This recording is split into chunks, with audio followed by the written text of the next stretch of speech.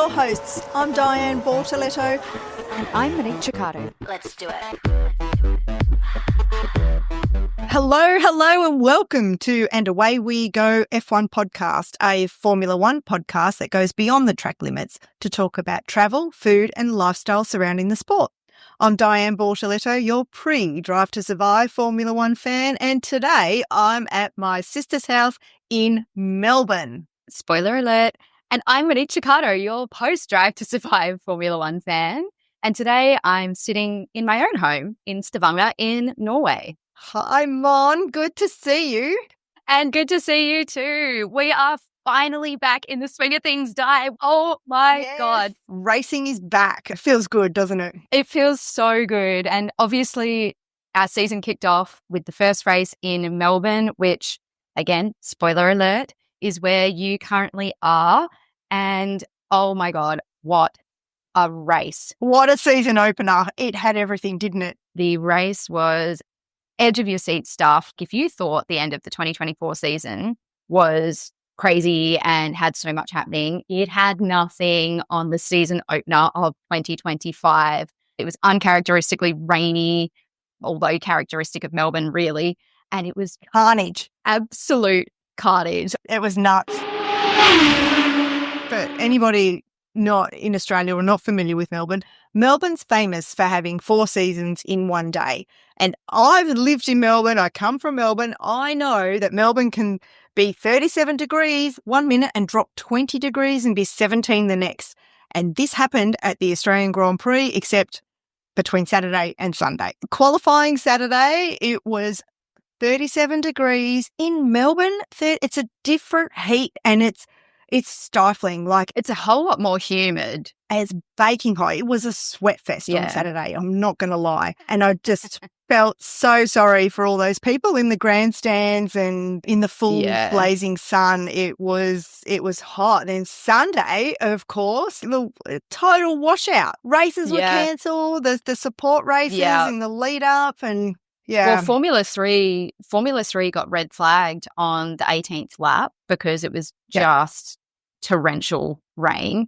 And the Formula 2 race got called off altogether. So we're lucky we got a Formula 1 race at all. Yeah, and the V8 supercars, which is another highlight of the Australian Grand Prix for people that go to the race, also didn't get started. Oh, no. Yeah, and the V8's a different category of motorsport, of course. But it's fun to watch. Oh, yeah, and the crashes are great as well, which, I was kind of looking forward to watching some of that in the wet weather, but no, didn't happen. We are quite lucky to have an F1 race at all. And who would have thought on the season opener and Melbourne that it would be such a chaotic race? Because obviously you think of Australia, you think of sunshine, and I am fairly certain they were saying it's never really happened in the history of, or in the more recent history of Formula One being in Melbourne. It's never been a washout like it has. It was crazy. I know the year that we were there, 2023, both of us were there.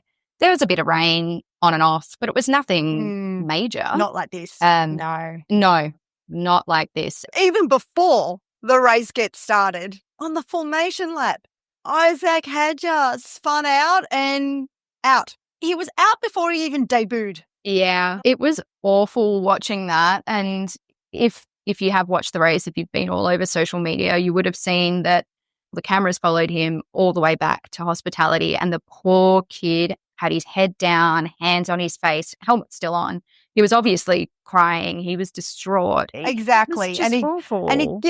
Out. And he's racing with V-Carb Racing Bulls, right, who are known, part of the Red Bull family, take no prisoners. They're a brutal team. If you don't perform, you're out. So he's already got pressure on his shoulders as a rookie debuting, and his last race in F2 at the end of the season ended in tragedy, right, and disaster. Didn't even get off the line when he was fighting for the title.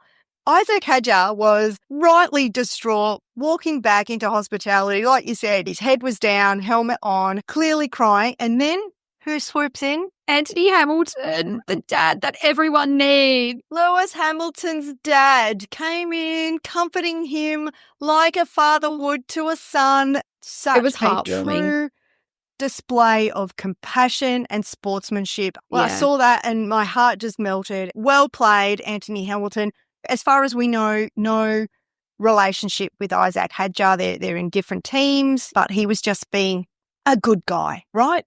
Yeah. I did see a video of Anthony and he was saying, I just felt for him and he knows what it's like and he knows the pressure and he thought he just knew that he had to go and say something. And I think it says so much about the Hamiltons. Hamilton is actually one of Isaac Hadjar's heroes. So to have Anthony come up and give him a hug, it was just absolutely beautiful. And I did see also so many people were commenting on it and they were like, Jos Verstappen would never. Fair point. Fair point. Jos Verstappen would never do something like that. Everyone's heard the stories about what he was like to Verstappen when Verstappen wasn't doing well. Or leaving his son at the petrol station because he didn't perform.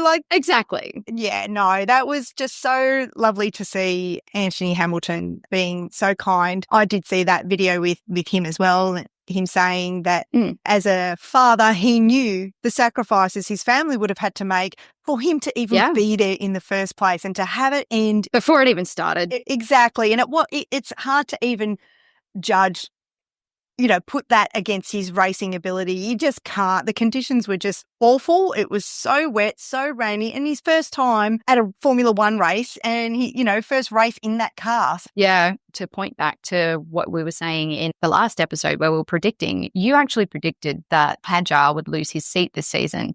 But if we look at his entire week up until he crashed out, obviously on the formation lap, I was actually doing so well. There's promise there. There's a little promise there, but we need to see a lot more of Isaac, I think, before we can make any judgments. Yes, it was just, very unfortunate circumstances on that first lap. I mean, he wasn't the only one to crash out early, though. I mean, we had Isaac in the wall on the formation lap and lights out and away we go.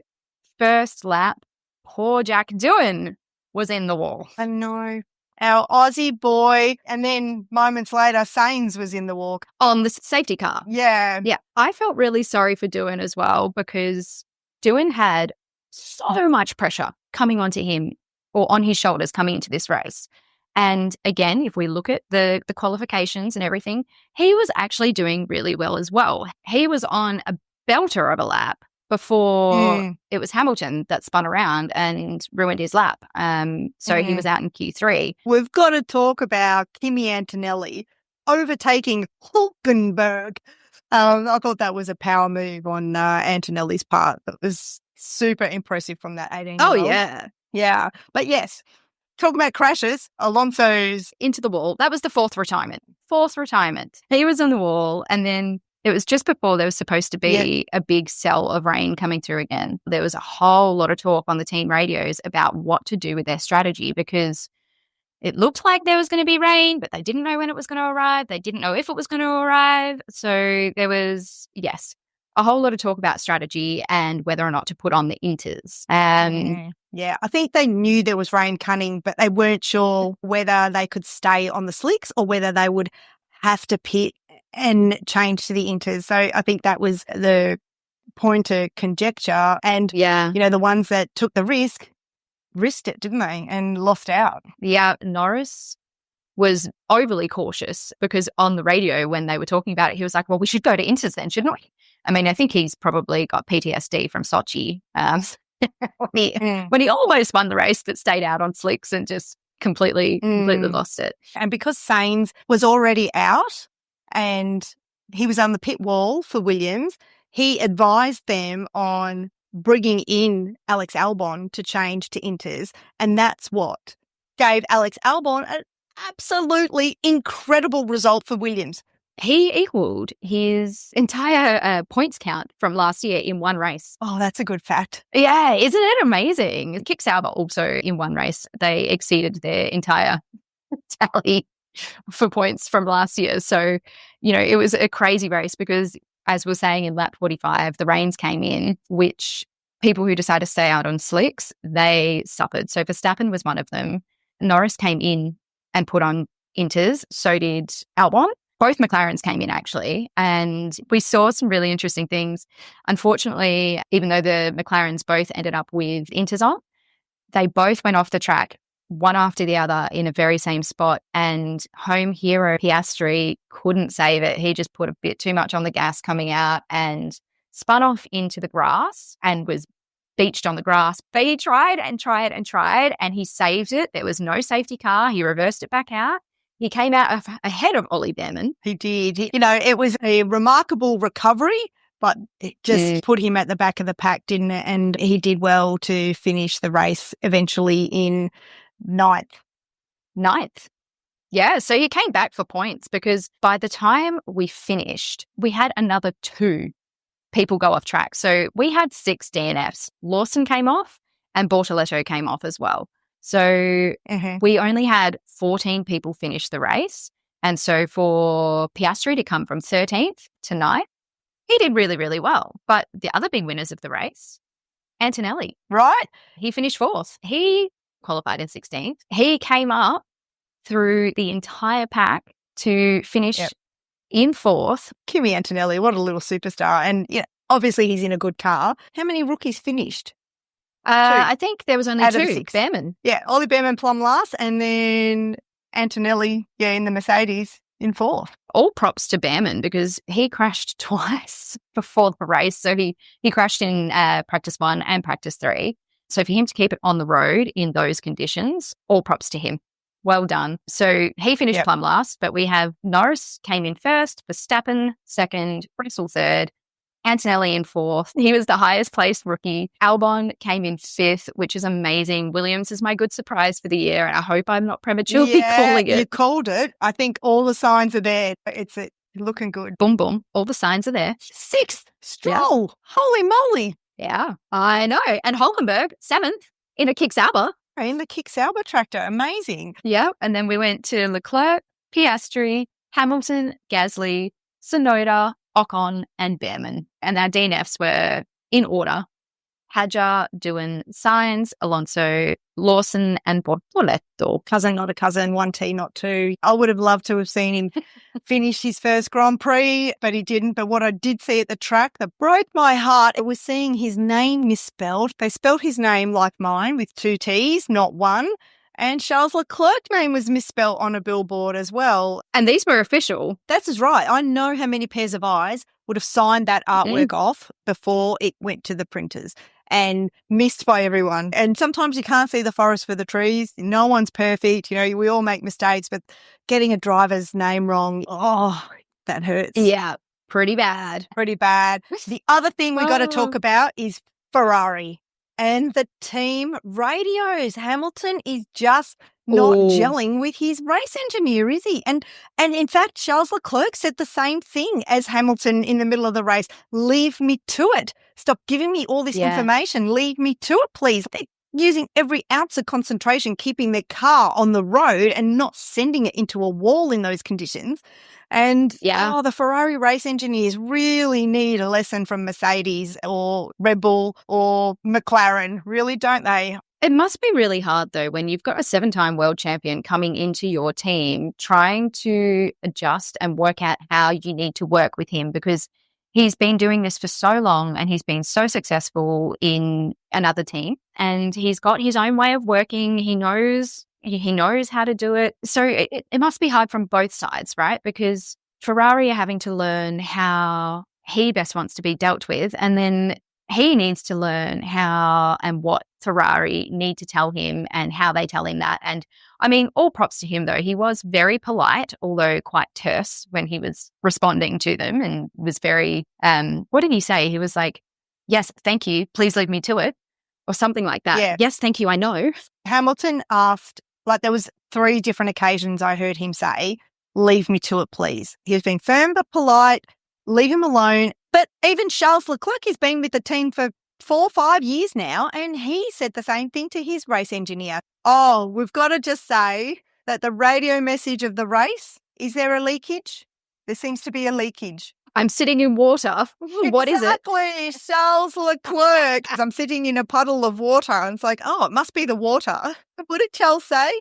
We'll add that to the words of wisdom. Bloody brilliant. It was a hell of a race.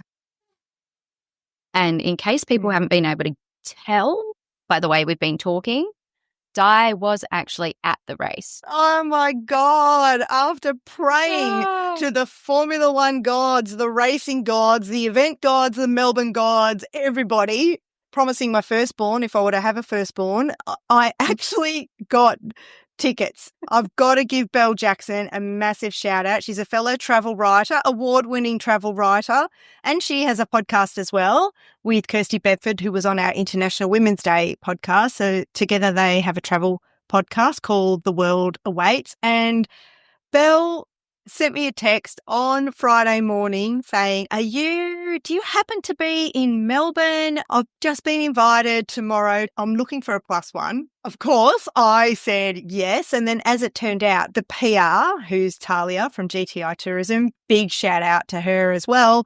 I called her to say thank you very much for the tickets because they'd come through, and said, did you have media tickets for today, which was Friday, practice day? And she said, actually, yes. So we went on Friday and Saturday. It was really good fun. And as soon as I walked into the Red Bull Energy Station, which is located at the end of the pit lane, we had a view down the pit lane on the same side as the pits, and it was kind of just diagonally opposite the start-finish line. We had a big screen opposite us. It was a 2-level structure.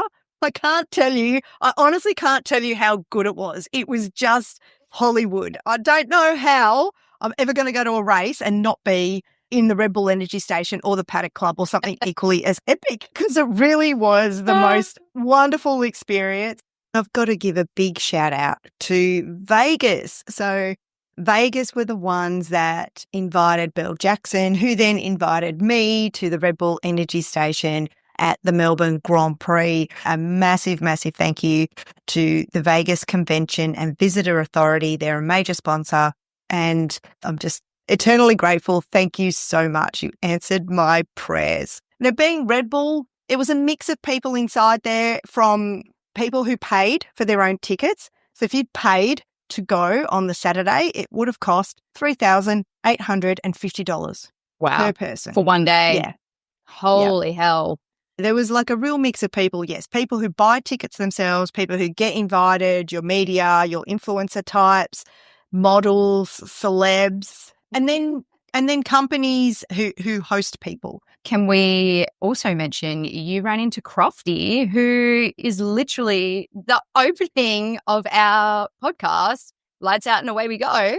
You ran into him. I saw him. We were taking a moment on Saturday, quali day. It was so hot. So we'd left hospitality after free practice 3 and walked around just to have a look at the activations and see what was happening on the ground. We both wanted a glass of the Daniel Ricciardo rosé, Enchanté rosé. So they had a rosé station. They were also doing removable tattoos. They had 4 different tattoos that you could get. Did you get a tramp stamp die? No, I didn't. There was a big line and it was really hot and we didn't want to stand in the sun. After that, we went back into the hospitality area and they had a little garden out the front, if you like, with umbrellas, and we were just sitting in the shade. So we're just taking a quiet moment, and Crofty walks past and I leapt off my stool and ran over and I was like, Crofty, and he stopped and I said, I've got to tell you, I named our podcast after you. It's called And Away We Go F1 Podcast.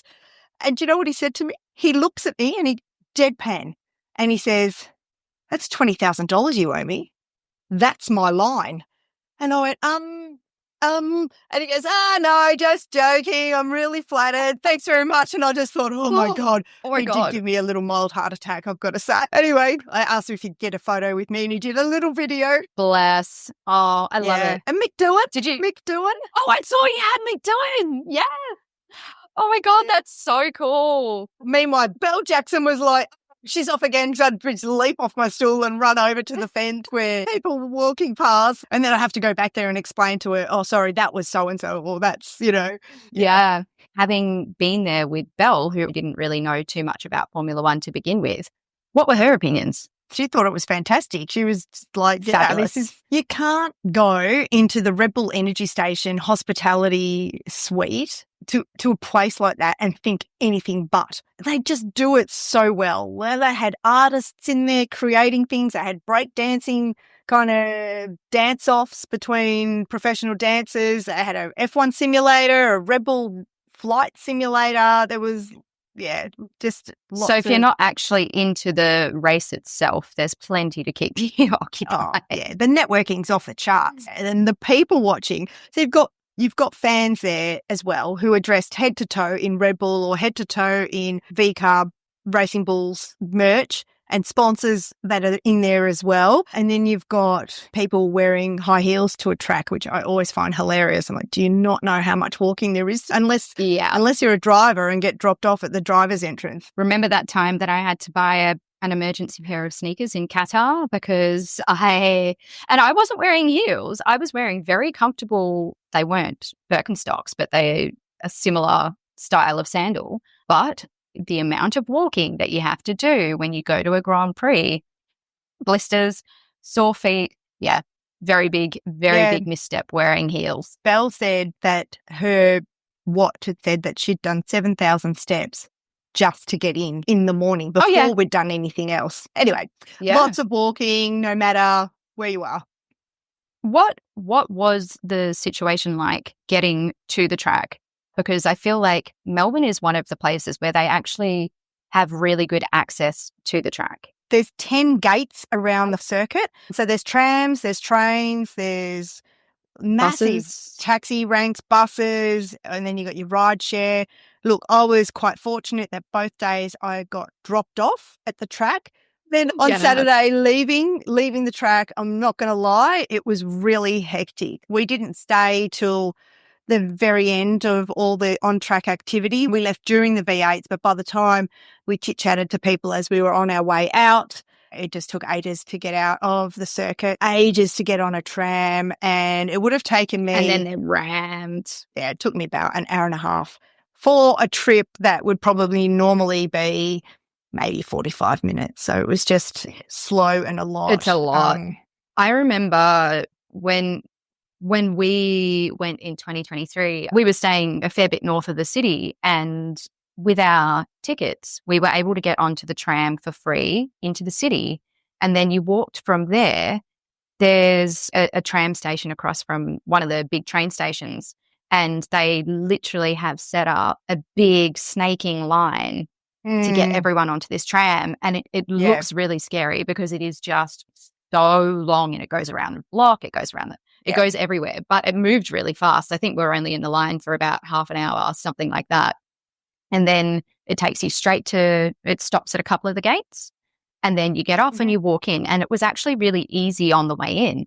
The way out is a whole other story. And I remember you discussing in one of our previous podcasts about literally getting on the back of someone's motorbike because you couldn't get home. And like Espen and I, we were running around trying to find scooters and different bus options, and it was just not happening because it was a nightmare trying to get on the tram at the end. I think timing is a good thing. You know, if we didn't have places to go, we could have stayed and enjoyed. The concerts were great. They had Tones and I, they had The Living End, they had lots of concerts on at the track, which I didn't get to enjoy, but lots for fans to do, so they didn't all have to leave at the same time. Yeah, and I think that's a really good point. Yeah, on race day Sunday, I didn't have tickets to go, and I was okay with that. It had been 2 big days at the track. Well, Espen just upgraded the Formula One TV, so when we could see that some of the drivers were getting close and there was going to be a bit of a battle, we'd put on their on-board cameras on the side as well, so we could see that happening, because obviously sometimes you miss those things because they're too busy focusing on a different battle. So that was really cool. There are benefits to watching it on telly. God, I wish we had F1 TV in Australia. Jeez. Staying at home meant we could do some cooking or do some food things before the race. So in great Australian style, we did a grazing board. So that was what we had at my uncle's place where I was staying. But Mon, you're the one that does the cooking for race themes. What did you do for the Australian Grand Prix? Oh, look, I think I've got to preface this for anyone that doesn't know Australian cuisine. Australian cuisine isn't really, it's not a cuisine of its own, right? We steal things from everyone else's cuisine. We're very multicultural.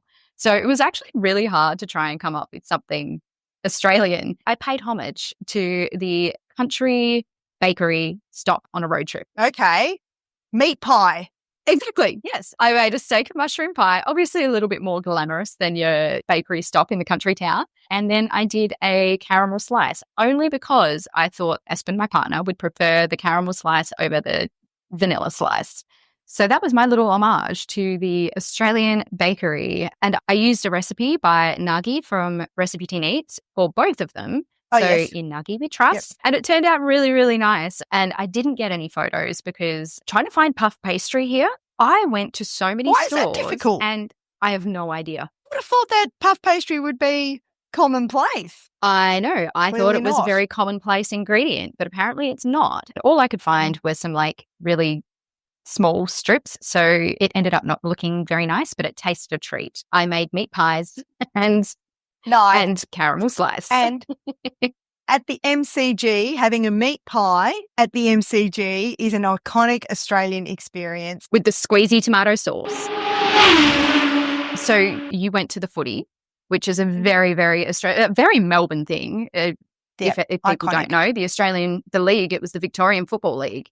So it's home of the football. So if you're ever going to be in Melbourne for the race, if there's a football game on, do yourself a favour and go watch the football. The MCG is the spiritual home of AFL football. It is one of the world's greatest football grounds, and that's no exaggeration. One of the biggest as well at capacity. Yeah. It's 100,000 people. There was 80,000 people on Friday night when I went, and the atmosphere is like, it's electric. And they've got is it the MCG that they've got a football museum? Yeah, they do. Yeah. You can do tours of the MCG as well. If you're not sure about what football is, maybe do the museum, but there's heaps of great things to do when you're in Melbourne for the race. The National Gallery of Victoria is probably one of Australia's greatest galleries. Oh my gosh, every time I go there, I could spend days there. It's fantastic. Being from Melbourne, what's your favourite part of Melbourne? Where would you recommend people go? Well, look, there's a few different parts of Melbourne. I love St Kilda, because St Kilda is by the beach. St Kilda Beach is really famous. Luna Park is in St Kilda. The main there's two kind of main strips of St Kilda. You've got Fitzroy Street and Ackland, and they are just full of restaurants and bars and cafes and quirky shops. And I really like St Kilda. I lived in St Kilda for a while as well, so I really like it there. Yeah. The city, it's pedestrianised in a couple of the streets in the city, and the shopping, and again, the quirky stores for F1 fans. There's a few merchandise shops where they sell last season's merch and older merch a little bit cheaper than what you'll find at the track. I guess one of the things that people need to see in the city as well, Melbourne's known for being full of colourful alleyways or graffitied alleyways. And is it Hosier Lane that's a legal spot for street art? So every couple of weeks, months, there's just different artworks up there. So that's a really well-known laneway. Melbourne, of all the Australian cities, I think I always liken Melbourne to somewhere like Berlin. It's quite underground, it's quite grungy and edgy, whereas Sydney is a whole lot more cosmopolitan. It's about the harbour, it's about the water. Yeah, to me, Sydney's shiny and bright. Sydney's shiny and bright. Yeah. Melbourne's European and a bit more dark and moody. Melbourne's got the coffee culture. They're very, very proud of their coffee culture and food culture, and they will put up a fight against anybody else from around Australia that says that their coffee culture or coffee scene or food scene is better than Melbourne's. Yeah, the Melburnians are staunchly proud of that. But you're right, the laneways are where you'll find a lot of gems in the city in Melbourne. You know, Flinders Lane as well, lots of great restaurants along there. So the city, St Kilda, Chapel Street around South Yarra. Also, that's where Daniel Ricciardo's pop-up store for Enchante was. I didn't get there, but that was on Chapel Street. Carlton, of course, Little Italy, which we've talked about in a previous episode, known for all its Italian restaurants and bars, and lots of Italians like to go out there. You'll see lots of Italian cars around there, especially around Grand Prix week. Lots of Ferrari merch. And then outside of Melbourne, I really like the Mornington Peninsula down that way. Some beautiful wineries. They've got some hot springs down there, nice beaches, calm bays. Yeah, Lovely. That's not something that people often think about when they think of Melbourne. They don't think of it as a beach destination because typically beach destinations would be Queensland or New South Wales, Western Australia for sure. but there are some beautiful beaches when you get out of Melbourne. People think of it as a city food and beverage destination, which it is. And shopping. Moving into news, Mon. Not much. Piastri did go into the Melbourne Grand Prix having just signed a multi-year extension with McLaren. And I can't remember what you said, that it was rumoured that the contract was worth? rumoured to be valued at $40 million a year. Oh my gosh. I know. Formula One, you start talking money and it just makes everyone else's life pale in comparison. It's crazy. Second bit of news, we did have confirmation that Kick Sauber has confirmed Jonathan Wheatley as their team principal, and he'll take over on April the 1st. So I think it was last year it was announced that there would be a new team principal in 2025, but they didn't really say when it was going to happen. April seems like a really weird time for the new team principal to start, but hey, Kick Sauber's not really focusing on 2025. They're focusing on 2026. So maybe it doesn't really matter when he starts. Maybe he had gardening leave, from Red Bull, when they can't work for someone else. So that could be the reason why most senior team personnel have gardening leave in their contracts, which Angela, Lewis Hamilton's physio, blonde Angela, who has been by Lewis's side the whole time besides the past 2 years, is because she had gardening leave for 2 years, so to the day that she was spotted on the Ferrari track. So that saying that Lewis had been planning this move to Ferrari for quite some time and obviously wanted his people, the best people around him, to set him up for success at a new team at Ferrari. So, yeah, there you go. Yeah, interesting. So next week we'll be back with all the news from China. And Mon, have you got a menu planned for China? I don't yet. So if anyone has any suggestions for what I should be cooking from Shanghai, please leave us a comment anywhere. You can leave it on our podcast, on your favorite podcast app, or you can leave it on our Facebook, our Instagram, our LinkedIn, our YouTube, wherever you want to leave it. We're on all of them. You can also leave us a lovely comment on our episodes if you really like them on any of your favorite podcast listening apps, or you can email us at f1podcast@gmail.com. We'd love to hear from you, even if you don't have suggestions for what I should cook. Just email us. Have a chat. Yeah, love hearing from our listeners, and we do this podcast for our listeners. So thank you very much for joining us this week. Thank you, Mon, and thank you for having us in your ears. Until next week, and until lights out.